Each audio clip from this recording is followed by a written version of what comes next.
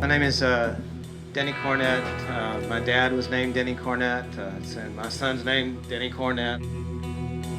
Dad raced here in '48. When he was 21, he got a MGTC, bought it new in Florida, drove it home to Kentucky. Really didn't do much to change the car for racing. Sports car community was fairly small at that time, and it kind of all centered around the Indy 500, and he heard about this fellow named Cam Argetsinger who was starting a race up in Watkins Glen. And he'd never been here, but he decided that would be fun. So he gathered up some friends, and they took off the fenders and the windshield, and he didn't really have a crash helmet, so he had a hard hat and stuffed some towels in it, and that was his helmet. Bill Milliken, who decided, it was the safety director, I believe, said they needed seat belts, and he had no seat belts, so he put some airplane seat belts in there.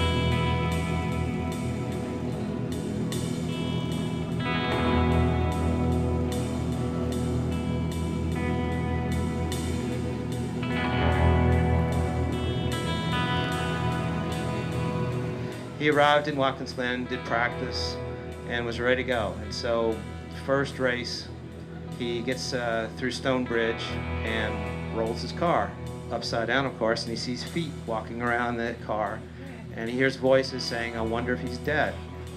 And he said, "Roll the damn thing over and find out." So he had two bent wheels. He came back to town. He had to gather up his crew because they'd scattered. They'd heard he'd been killed, and Briggs Cunningham's wife had a TC, and so lent him the wheel off the back and one of the wheels, and so they held up the Grand Prix while Dad pulled in, and he ended up finishing second in class and 7th overall.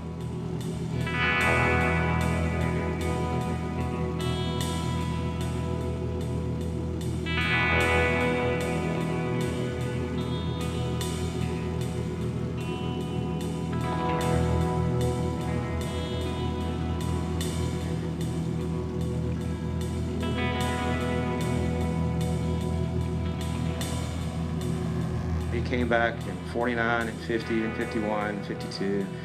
Did skip 53, but was back in 54, 55. But this car actually has become as famous as my dad because it raced in the first Watkins Glen, the first Bridgehampton, and the first Elkhart Lake.